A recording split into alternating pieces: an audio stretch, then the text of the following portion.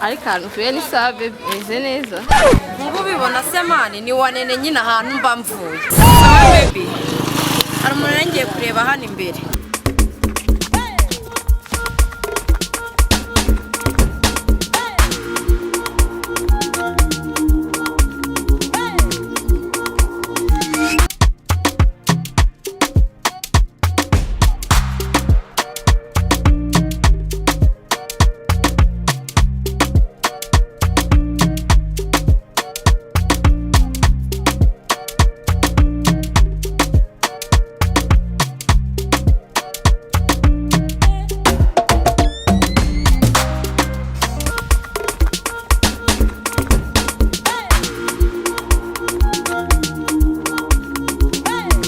Think say they wise.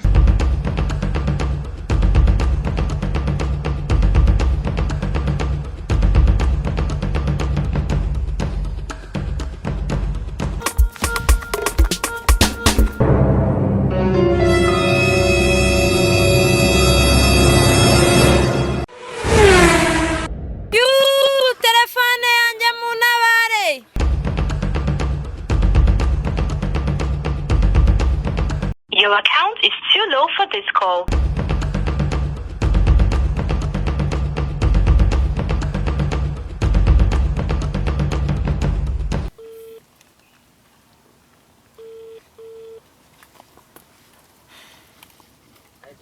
Yes.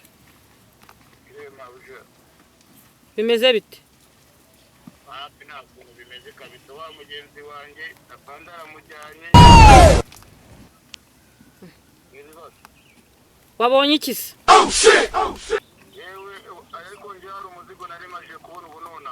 Kutawuzana se. Ye nabategerereje nkababura. Bankagira vuba rero. Ye nabategerereje nkababura subwo murabona bigenda gute. Banka icyo nkeneye ni imizigo yanjye. Nawe reka nzimabuje.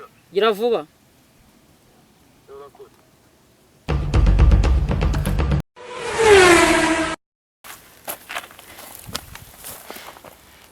Ibiraka byanze ruvanga ikintu nabonye ni telefone yonyine nta kindi kintu nigeze mbona.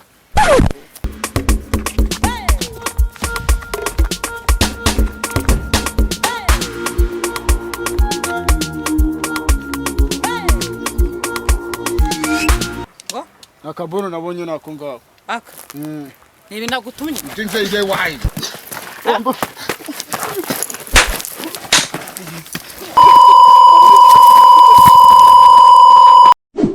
Semura n'umuzigo mu muhanda. Kana gafite nk'imyaka 10 Aha, aka niko nashakaga. Aka nagashakaga. Yo baba yeka. Niwe nashakaga. Mujyane kuri office. Noneho rero ubu ikintu nagutumye urakizanye. Urabizi? Ubu rwose noneho akira. Ibihembo birahari. Ahubwo mufate mujyane ku office mujyane gira vuba. Mushyira bamujyane mu bandi. Gira vuba mujyane mu bandi atagucika. Utagira vuba. Ndamufata n'amaguru.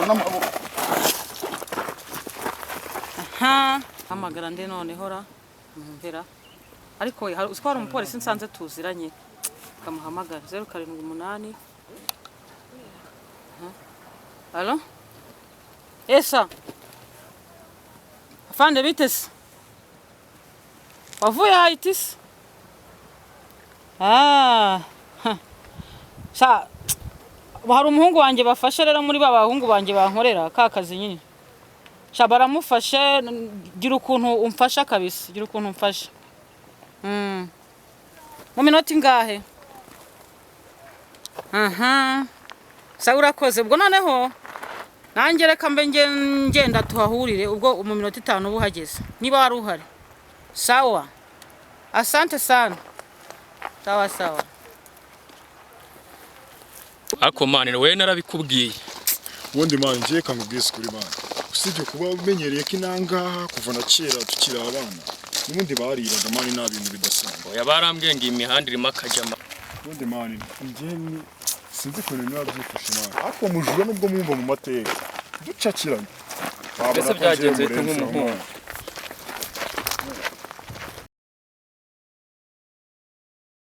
ubundi mani ngiye kamubwira akuzi kamubagare garafurera arabikemura ndabizi muhamagara kumva ibyo ari byo umuhamagare ndamwizeye mani ibisanga bifashe n'umupolisi kora akazi kenshi yahita anagifunga